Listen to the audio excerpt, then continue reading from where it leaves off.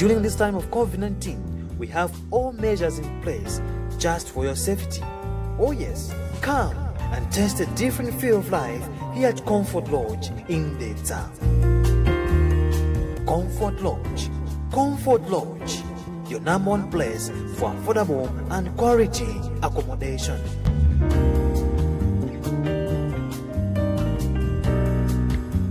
Wairesi yakanema ya Luntha ndi wairesi ya mpingo wa Katolika yomwe imafikira anthu onse mdziko la Malawi komanso maiko akunja. Zina mwa zomwe wairesi imachita ndi monga kujambula ndi kuwulutsa mauthenga ndi mapulogalamu osiyanasiyana ndi cholinga chofuna kukudziwitsani, kukuphunzitsani komanso kukusangalatsani. Kujambula nyimbo za makwaya komanso oyimba ena, kukonza ndi kujambula mapulogalamu osiyanasiyana okhudza za umoyo, maphunziro, chilungamo ndi mtendere, maufulu a anthu, zachilengedwe ndi zagwidwe ka ntchito pakati pa amayi ndi abambo. Kujambula ndi kuwulutsa miyambo ya mapemphero, misonkhano ya mabungwe osiyanasiyana ngakhalenso zipani za ndale, komanso kuthandiza kutukula ochita malonda ang'onoang'ono ndi akulu omwe powalengezera malonda awo. Zonsezi zimatheka pa mitengo yokambirana. Onelani kanema wa Luntha pa machanelo awa: StarSat Channel 474, Star Times.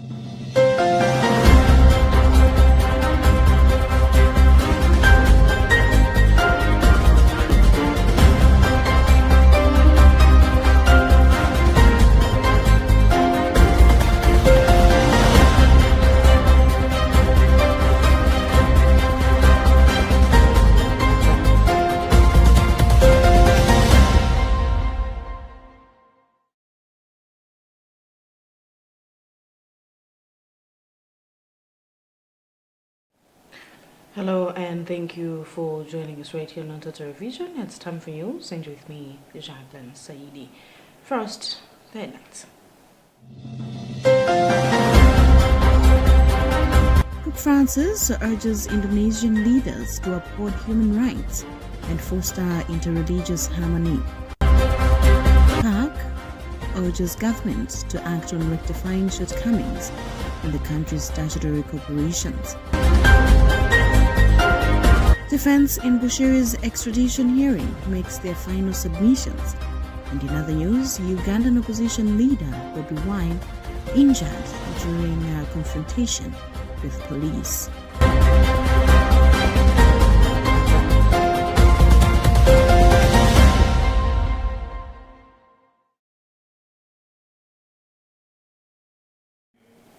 We have these and more reports, so stay with us.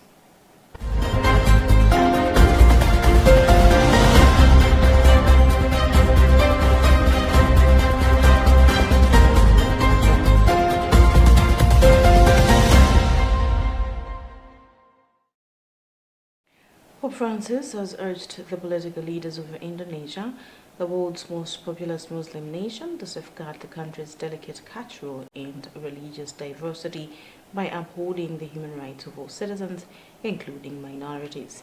In his opening speech during his first full day of public engagements in Indonesia, the Pope emphasized the importance of fostering peaceful and productive harmony. He expressed the Church's commitment to enhancing interreligious dialogue to promote peace and address the imbalances and suffering that persist in some parts of the country.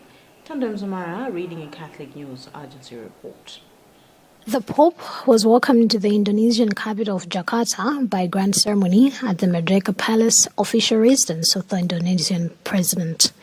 The ceremony marked the start of the Pope's highly anticipated 11-day visit to 4 countries in Southeast Asia and Oceania. The first visit by a Pope to Indonesia in 3 decades comes at a pivotal moment for the Southeast Asian country, which is home to the world's largest Muslim population. In his speech, Pope Francis commended Indonesia's efforts to maintain religious harmony in such a diverse society and underlined the need for the preservation of human rights for all. The Pope noted that the country's national motto, Bhinneka Tunggal Ika, meaning united in diversity, literally many but one, captures well this multifaceted reality of diverse peoples firmly united in one nation. He said it is a work of craftsmanship entrusted to everyone, but in a special way to those in political life who should strive toward harmony, equity, respect for the fundamental rights of human beings, sustainable development, solidarity, and the pursuit of peace both within society and with other people and nations. He went on to explain that the Catholic Church is at the service of the common good and wishes to strengthen cooperation with public institutions and other actors of civil society, but never proselytizing, always in respect for others. Therefore, he encourages the formation of a more balanced social fabric and ensure a more efficient and equitable distribution of social assistance. In the afternoon, Pope Francis visited Indonesia's bishops and the local Catholic community in Jakarta's Cathedral of Our Lady of the Assumption, which is located across the street from the largest mosque in Southeast Asia, where the Pope will take part in an interfaith meeting on the 5th of September.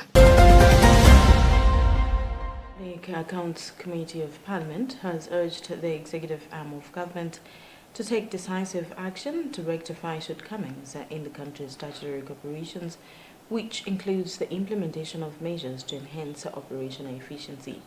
PAC Chairperson Mark Boderman made the sentiments on Wednesday in Parliament when he presented a report of the country's statutory body's account for the year ended June 30th, 2021. Charity Chilanga with the details. Botomani pointed out the recurring challenges, including operational inefficiencies, failure to collect receivables, inadequate loan recovery practices, lack of proper documentation for assets, and contract management irregularities as some of the deeper systemic weaknesses that are threatening the sustainability and effectiveness of the vital public institutions. He said the issues highlighted in the report underscore a significant and urgent need for comprehensive reform and accountability within Malawi's statutory corporations.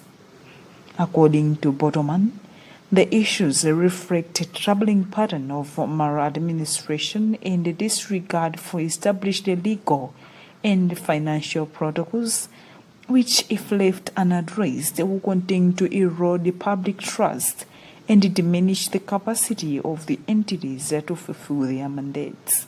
It was the decision of government at that time to buy this van so that it should be used for testing of our fuel. Unfortunately, there were issues that happened to the point that up to now that van is not being used. There were some audit issues that were followed up by the Auditor General, and the committee demanded and informed the controlling office of MERA that we need to go and see this van. The Public Accounts Committee derives its mandate from Section 18 and Section 19 of the Public Audit Act and is mandated to hold accountable ministries, agencies, and other entities controlled by government for the economy, efficiency, and effectiveness with which they use public money and public resources.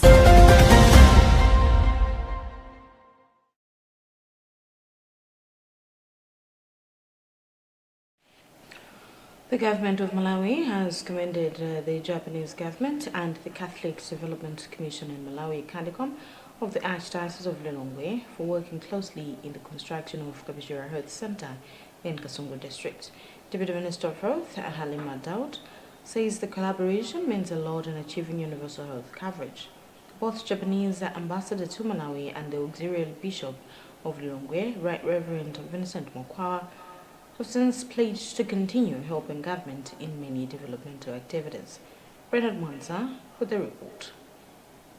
The support came in after Member of Parliament for Kasungu North-East, Madalitso Kambaoa Wirima, requested the Japanese government through the Catholic Development Commission in Malawi to construct the facility, looking at the struggles that the residents have been facing in accessing health services in the area. During the handover ceremony on Tuesday, Deputy Minister of Health, Halima Daud, described the support as timely, considering the gap that has been there in the easy access to quality health services. This health facility is going to save a lot of lives. People used to travel long distance, like going from here, going to Kasungu. to get medication. But now, this facility is right here in Kapichira. So they have to be grateful, they have to look after us. And they have to, have a good relationship with the officials who are going to be here.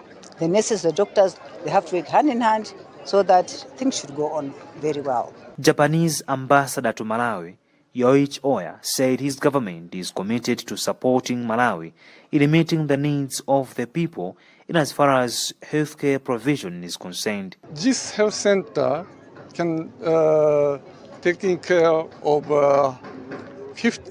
around 15,000 people living here. Just very happy to hear for as one of the Japanese nationals.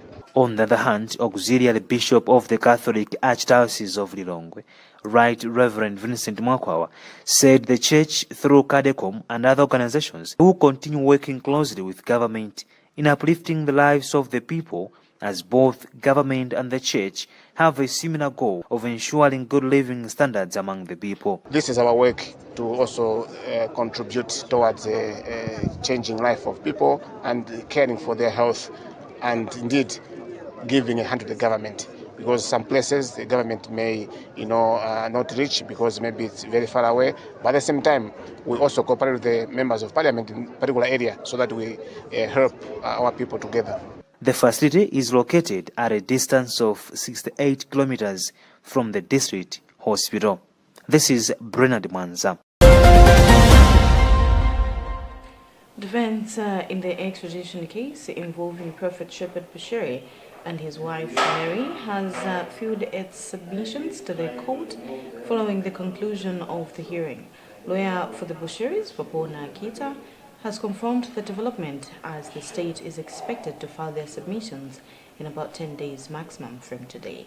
Robert Edward reports. A countdown clock is ticking to 75 days from now, after which Chief Resident Magistrate Madaliso Jimwaza, as she was, is expected to deliver her ruling on whether Enlightened Christian Gathering ECG Jesus Nation founder Prophet Shepherd Bushiri and his wife Mary have a case to answer in which they will be extradited or not. This follows defense through their lawyer Wapona Kita's confirmation that they have filed their final submissions to the court as ordered on 24 July. According to the court, the defense were to file their submissions by 19th August, which will be replied by the state by 13th September, and defense can further reply to the state's submissions by 19th September 2024. According to the then Chief Resident Magistrate Madaliso Jimwaza, the court will need 60 days from the 19th of September to write its ruling to be delivered after.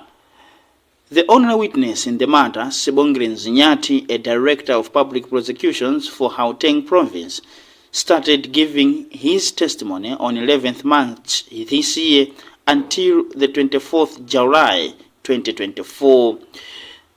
The South African government wants the two to be extradited to South Africa to answer charges of alleged theft and money laundering, among others. For Luntha, this is Robert Edward. You're still watching news right here on Luntha Television. We'll be back with more after the break.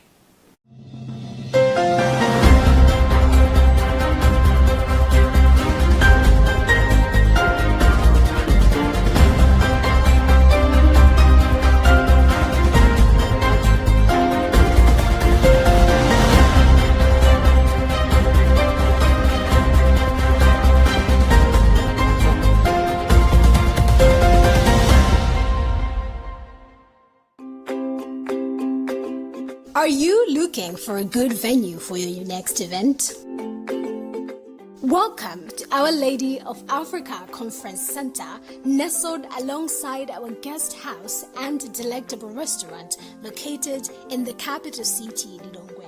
Whether it's a corporate meeting, a wedding reception, or a family gathering, we have the space and amenities to accommodate your needs. With good accommodation, facilities, and mouth-watering cuisine, your event is sure to be a memorable success.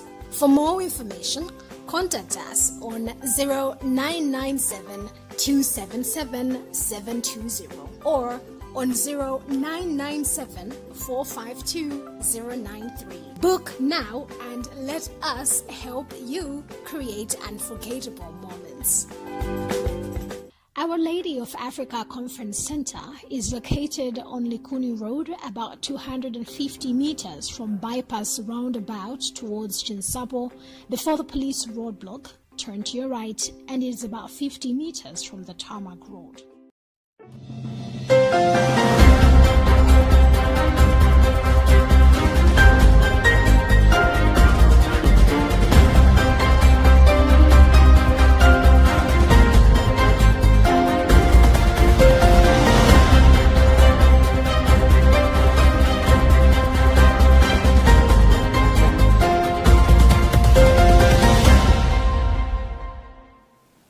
Welcome back, and if you just tuned in, I know that it's news time right here on Luntha Television, coming to you live from Bishop Navy Media Center.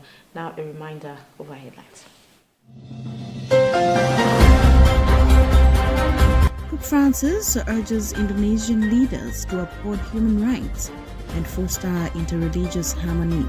PAC urges governments to act on rectifying shortcomings in the country's statutory corporations. Defense in Bushiri's extradition hearing makes their final submissions. And in other news, Ugandan opposition leader Bobi Wine injured during a confrontation with police.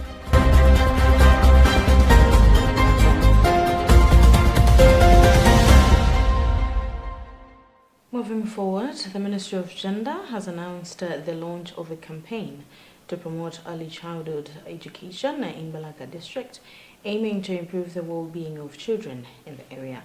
According to Nelly Masambam Mania, the ministry's ACD Monitoring and Evaluation Officer, the initiative follows concerns about the low participation of communities, particularly men, in advancing early childhood education. The campaign will also emphasize the importance of child nutrition, a crucial aspect of child development. Rashida Madandeka with the report. The campaign aims to tackle the challenges faced by early childhood education programs in communities, recognizing their vital role in child development. Among the issues to be addressed is child nutrition, which, according to Manea, should extend beyond just porridge to include locally available foods like sweet potatoes, rice or cassava, eliminating excuses for not providing food for children in schools. The campaign will also focus on enhancing community commitment to providing proper learning infrastructure, including sanitation services, which are often difficult to establish at ECD centers. Additionally, the campaign will emphasize the importance of men's involvement in child development. Research has shown that there is little involvement in terms of male participation in early childhood development. So culturally, issues of childcare is being left to women, but it's the responsibility for both the mother and the father. So we would like men to understand that it's also their duty to provide care, to provide love, to provide the basic needs to children so that they get stimulated, they support them with their early learning. As they are doing that, children will develop holistically. Joshua Chirwa, Programs Manager for the Development Broadcasting Unit, emphasized the importance of communities embracing ECD programs as the foundation for every child's development. It's important because when the children attend preschool, it has been discovered that when they go to start primary school, they perform better. And apart from that, ECD also ensures that the children are given enough support in terms of their all basic needs that include nutrition, health, and other requirements that children need when they are still young. The campaign, which will run until January, is being funded by UNICEF with a budget of 107 million kwacha. Some of the programs will be broadcast on local media outlets across the country. Rashida Matandika, Luntha TV, Balaka.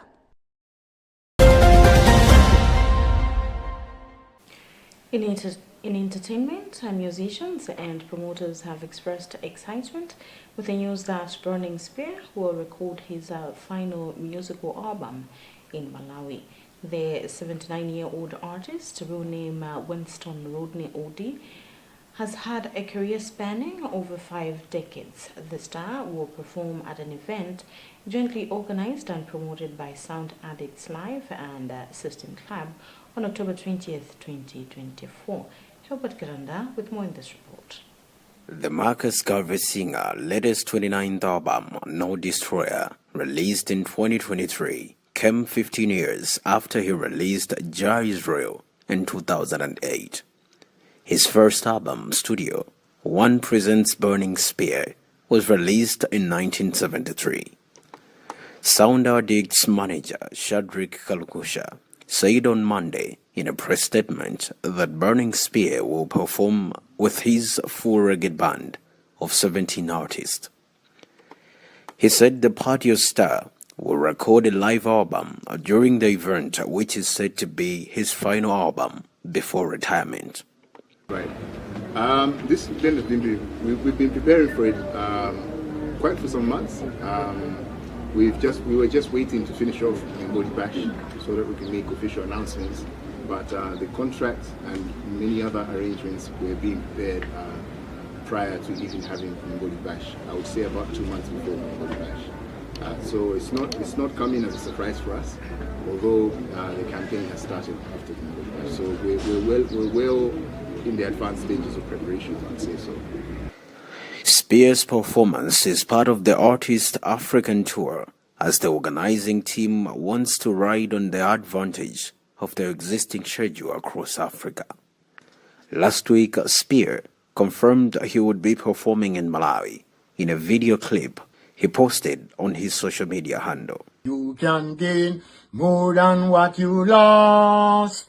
Malawi, the Burning Band and the Burning Spear will be there October 26. Be there, Malawi. The tour, which is dubbed One People Africa Tour, will see the artist performing in countries such as Zambia, Zimbabwe, and South Africa. Burning Spear has won 2 Grammy Awards for Best Reggae Album in 2000, Caught Calling Rastafari, and 2009 for Jah Israel. He has received nominations for a total of 12 Grammy Awards. For Luntha News in Lilongwe, I'm Herbert Katanda. Lastly, in international news, Uganda's main opposition leader, Bobi Wine, who was shot in the leg by security agents in the northern suburb of Kampala on Tuesday, is recovering in the hospital. Wine, whose real name is Robert Kyagulanyi, was rather seriously injured in the incident. According to the National Unity Platform Party, security operatives made an attempt on Wine's life. The incident occurred after police fired tear gas to disperse his supporters, leading to his scuffle. Emmanuel Chucha, reading a VOA report. A statement from the police said officers at the scene reported that the opposition leader had stumbled while getting into his vehicle. Earlier, Bobi Wine's social media account first broke the news that he had been shot in the leg by the police in Bolindo. Footage circulating on the social media showed the 42-year-old opposition leader being helped from a building with a bleeding injury on his left shin. The UNP leader is due to undergo a surgery to remove the fragments from the tear gas canister embedded in his leg. That report also concludes our bulletin today, but before we go, let's have another look at the headlines.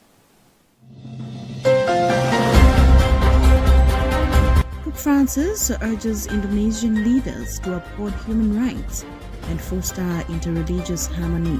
PAC urges government to act on rectifying shortcomings in the country's statutory corporations. Defense in Bushiri's extradition hearing makes their final submissions. And in other news, Ugandan opposition leader Bobi Wine injured during a confrontation with police.